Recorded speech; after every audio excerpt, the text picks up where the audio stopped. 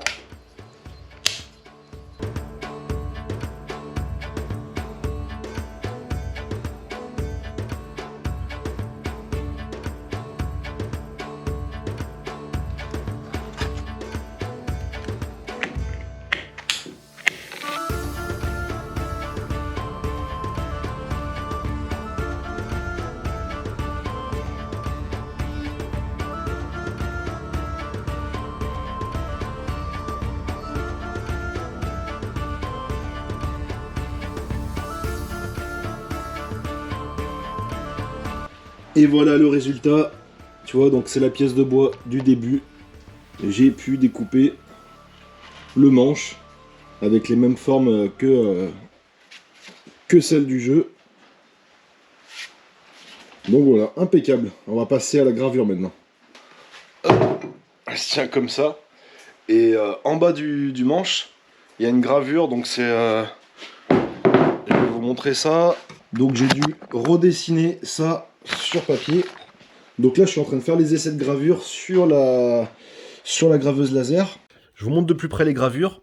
Donc ici on peut voir des brûlures. Ça peut se corriger grâce au petit compresseur d'air qui est ici. Donc là je vais le mettre à fond. Je vais le paramétrer dans GRBL. C'est ça que j'avais oublié de faire ici. Et en fait ça va souffler de l'air au niveau de la gravure ou des découpes si on fait des découpes, pour obtenir vraiment des bords nets. À l'intérieur du module, il y a aussi un capteur. Si jamais ça fait des flammes, et le capteur va mettre en sécurité l'appareil. Donc ça veut dire que je peux laisser la graveuse travailler sans surveillance. Et ça, c'est un sacré point positif. Voilà, de toute façon, je vous mettrai le lien de la machine en description. Et voilà, le petit compresseur, il se met en route. Donc il est sur des petits caoutchoucs là pour éviter que ça fasse vibrer la table. Allez, c'est parti. Petite gravure laser.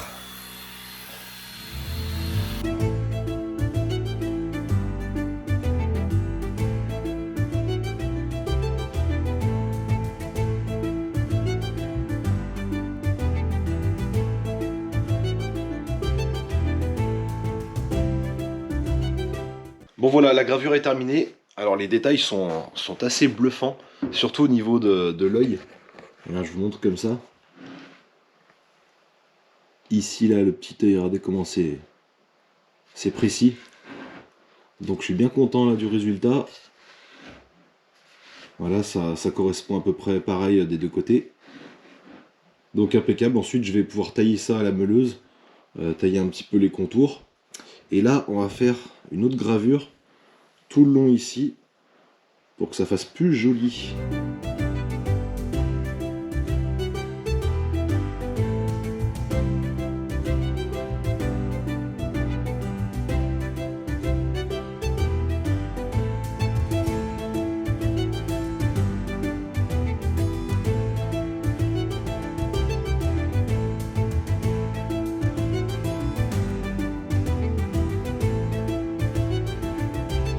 Et voilà le résultat. après une petite séance de sculpture à la meuleuse. Voilà, je sais, c'est original, mais au moins ça fonctionne, c'est rapide. Et j'aime bien la meuleuse. Donc voilà, de toute façon, j'ai pas trop d'outils pour travailler le bois. Ça ira très bien comme ça. Donc voilà, c'est à peu près le style que je voulais. Le rendu, de toute façon, la gravure s'arrête là. Ensuite, là, il y aura des bandelettes jusqu'ici à peu près. Voilà, et là, on va s'attaquer à la partie métallique. Donc voilà, on va s'attaquer à la ferraille. Donc ça ira à peu près... attends que je dise pas de bêtises. Elle est comme ça. Ah ouais, donc, ouais, non, comme ça. Hop. Voilà. Voilà le rendu. C'est une... par rapport à ma main, c'est une très grosse hache. Hein. Ouais, je pense que... Ouais, si ça va, c'est assez harmonieux. Ça va être balèze. Ça va être classe. Et ben allez, c'est parti. On attaque ça.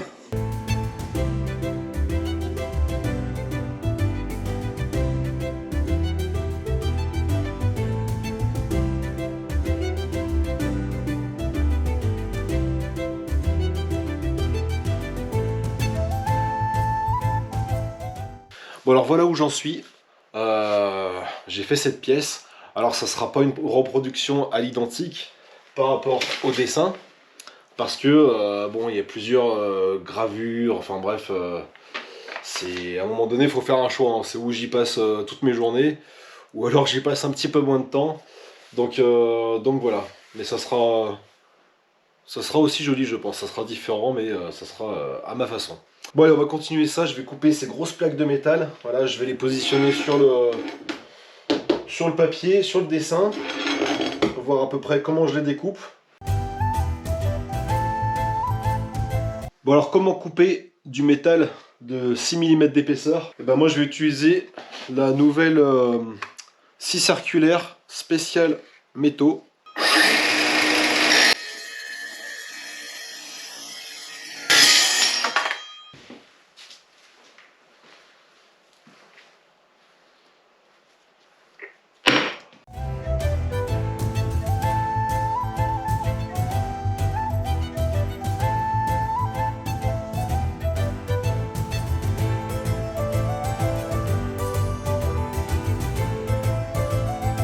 Bon, ça avance, ça avance.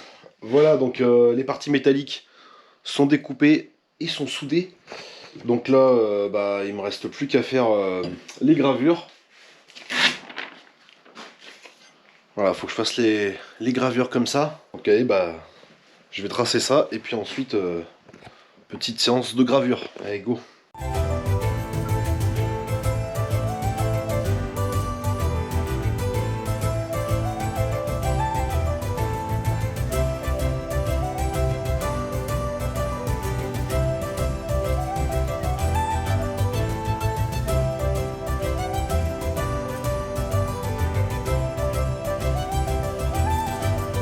Ah, une bonne petite séance de meulage. Je vais pas dire que ça fait du bien, c'est pas, c'est pas ce qu'il y a de plus agréable. Mais voilà le résultat. Donc franchement là, c'est pas mal comme ça. Donc là, il me reste plus qu'à souder les éléments. Voilà, donc je vais souder ça là-dessus.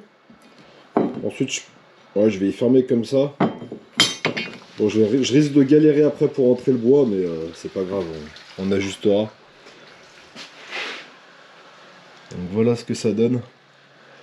Alors l'avantage d'y faire à la main, en fait, les gravures, ça fait plus authentique, je trouve. Pour une hache style viking, ça fait un peu plus authentique. Voilà, toutes les petites irrégularités. Allez, bah c'est parti, petite séance de soudage, et ça sera bon.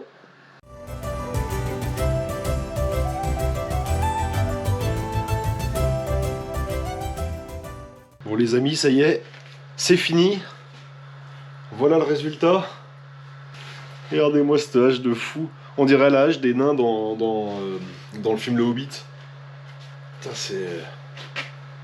Franchement, c'est ça que je kiffe dans le métal ou dans le bricolage, c'est vraiment de faire sortir des trucs comme ça de notre tête et de nos mains. Ça fait plaisir, tu vois. Autant la métallerie, voilà, on peut faire des meubles, des garde-corps, des escaliers ou des conneries comme ça, mais ça, moi c'est un vrai plaisir de faire des choses comme ça. Ça change de l'ordinaire, c'est des pièces uniques. C'est trop stylé, franchement. Je l'ai rentré en forçant ici, donc voilà, ça bouge vraiment plus. J'ai même pas besoin de mettre d'autres fixations. De toute façon, c'est un objet déco, hein, comme j'expliquais. Et là, pour l'aspect, pour gommer tous les traits de meuleuse, j'ai utilisé un disque, hop, tu vois, comme ça, sur la X-Lock. Et ça adoucit, je sais pas comment dire, ça enlève toutes les marques. Voilà, donc ça fait un aspect brillant, satiné. Et ben voilà, impeccable. Donc là, je vais passer un coup de vernis ici. Petit coup de vernis, puis le manche, je vais le nettoyer un petit peu parce que bon, je l'ai un peu cradossé, hein, forcément, avec les gants. Et ah oui, puis là, faut que je mette une petite cordelette pour bien finir la chose. Alors, je l'ai pas affûté comme une lame parce que c'est un objet déco et c'est pour mon fils, donc bon, c'est déjà assez dangereux, donc je vais pas non plus faire un tranchant ici, là non plus. Donc voilà, c'est vraiment pour le style. Bon, en tout cas, bien content du résultat. Ça fait un beau bébé, ça faut que je fasse gaffe parce que c'est assez pointu ici quand même.